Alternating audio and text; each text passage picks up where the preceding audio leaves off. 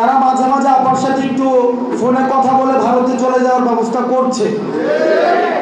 যদি সেটাও না পারে তাও বাসার মধ্যে অবস্থান করছে এবং ফেসবুকে মূলত হচ্ছে তারা নিজেরা পালিয়ে আছে, কিন্তু আমাদেরকে বলছে আমরা পালানোর পথ পাবো না। অনেকদিন পরে মনে হচ্ছে আমি নিজের বাড়িতে আসছি। আপনাদেরকে চাচা, আমার খালু, কি হচ্ছে মামা, ফুপা, জ্যাঠা, ওই যে এলাকায় যে সম্পর্কটা হয় ওই সম্পর্কটা হচ্ছে আপনাদের সাথে আমাদের অনুভব হচ্ছে। আপনারা ভালো আছেন? প্রথমেই আপনাদের কাছে কৃতজ্ঞতা জানাই।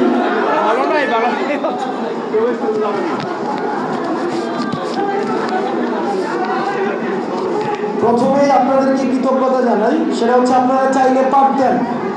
আপনারা বাংলাদেশের 3 কোটি মানুষের প্রতিনিধিত্ব করেন, প্রান্তিক জনপদ, যাদের কথা গণমাধ্যমে আসে না, যারা ক্যামেরা দেখলে মুখ লুকিয়ে ফেলে, যারা হচ্ছে যাদের 2-4 জন মানুষ ফেস করতে পারে না, গ্রামের চাষা ভূষা, যাদেরকে শহুরে কিতাবে যাদের হচ্ছে স্থান নাই, শহুর কাঠামোতে যাদের অবস্থান নাই, ওই সব মানুষগুলোর প্রতিনিধিত্ব আপনারা করেন।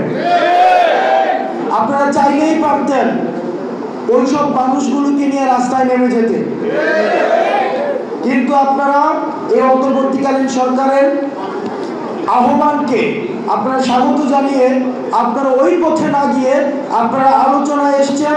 এটার জন্য আপনাদেরকে আমরা বিশেষভাবে ধন্যবাদ জানাই। আমরা খুব অবাক হয়েছি, ফুয়াদ ভাইয়ের সাথে আলোচনা হচ্ছিল বেশ কিছুদিন আগে। নাসির ভাই আছেন, উনি আমাকে একদিন ফোন দিয়ে বললেন যে কাউন্সিলরদের, সারা বাংলাদেশের যত কাউন্সিলর আছে তাদের যারা ফেসিবাদ বিরোধী কাউন্সিলর, কারণ যারা ফেসিবাদের পক্ষের যে কাউন্সিলর তারা ইতিমধ্যে আপার সাথে ভারতে চলে গিয়েছে, অথবা যারা যায়নি তারা মাঝে মাঝে আপার সাথে একটু ফোনে কথা বলে ভারতে চলে যাওয়ার ব্যবস্থা করছে। যদি সেটাও না পারে তাও বাসার মধ্যে অবস্থান করছে এবং ফেসবুকে মূলত হচ্ছে তারা নিজেরা পালিয়ে আছে, কিন্তু আমাদেরকে বলছে আমরা পালানোর পথ পাবো না।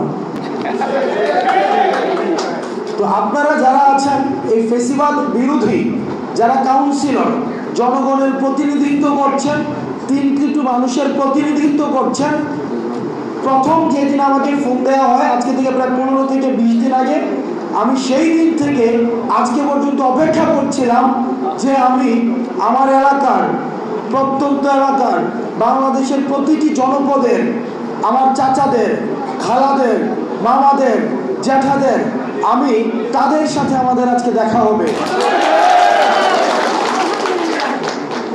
একই সাথে একটা বিষয়ে আমাদের সবারই, আমরা এখানে যারা বসেছি আমরা একমত না, সেটা হচ্ছে কাউন্সিলরদের পরিবর্তে যে অ্যাডমিনিস্ট্রেটিভ অফিসার নিয়োগ করা হবে এই বিষয়ে আমরা একমত না।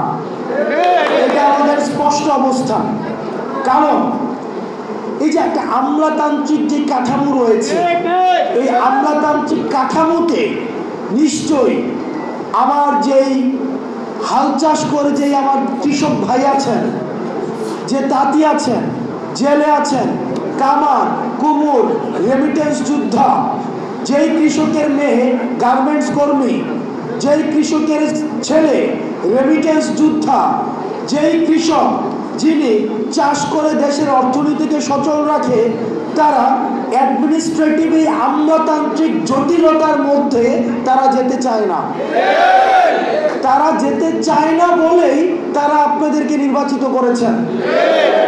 হয়তো তাদের কারোর সাথে আপনাদের ব্যয়ের সম্পর্ক, কারোর সাথে তালুই, কারোর সাথে বুঝেন তো, এইগুলো আমার কুমিল্লাতে বুঝেন, কারোর সাথে হচ্ছে এই একটা ঋদ্ধতার সম্পর্ক।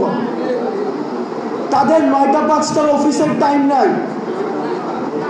তারা জানাজা থেকে শুরু করে, লাশের দাফন থেকে শুরু করে, সুন্নতে খতনা, নাকফুল ফুটানো, তারপর হচ্ছে যে প্রসব যে প্রথম বাচ্চা যে জন্ম হয় প্রত্যেকটা জায়গায় আমরা যাদের উপস্থিতি পাই সেটা হচ্ছে স্থানীয় যারা প্রতিনিধি আছে তাদের। আপনারা যেহেতু 9টা 5টার অফিস করেন না, সুতরাং আমার স্থানীয় প্রতিনিধি হতে হবে এমন প্রতিনিধি যার সাথে আমার প্রতিদিন চায়ের দোকানে দেখা হবে, যার সাথে আমার বাজারে গেলে দেখা হবে, যাকে ফোন দেওয়ার জন্য, যার বাড়ি যাওয়ার জন্য, যার বাড়িতে গিয়ে আমি দুপুরের আগে যদি যাই তাহলে আমি দুপুরের খাবারটা খেয়ে আসতে পারবো, তার সাথে আমার সম্পর্কটা হবে এমন। আমার দাদা, আমার নিজের দাদা স্থানীয় জনপ্রতিনিধি ছিলেন। আমি দেখেছি আমার বাসার মধ্যে কখনোই, আমাদের বাসায় যে যতজন মেম্বার 7 জন 8 জন, কখনো 7 জন 8 জনের ভাত রান্না করা হতো না, সব সময় 15-20 জনের ভাত রান্না করা হতো। কারণ আমার দাদা যখন বাজারে যাইতো তখন 2 জন মানুষ নিয়ে আসতো, আমার জ্যাঠা গেলে সাথে 3 জন মানুষ আসতো, আমার বাবার সাথে 2 জন মানুষ আসতো। এই যে সামাজিক ঋদ্ধতাটা, শুধুমাত্র যে জনপ্রতিনিধি আমাদের শাসন করবে, আমাদের বাজেট দিবে, আমাদের সমস্যা সমাধান করবে, শুধুমাত্র এটাই না, বরং আমাদের এই সোসাইটিকে একসাথে ধরে রাখার যে ব্যাপারটা, এই যে এখন শহরে, আমাদের শহরে একটা ফ্ল্যাটের মধ্যে আমরা থাকি, এক রুমে কি হয় আরেক রুম কিচ্ছু জানে না, এক রুমে একটা মা থাকে, আরেক রুমে সন্তান থাকে, আরেক রুমে হাজব্যান্ড ফেরত অফিস করে 9টা 5টায় তারা থাকে, কারোর সাথে কারো দেখা হয় না, কাজের মহিলা রান্না করে যার যার মতো করে সে খায়।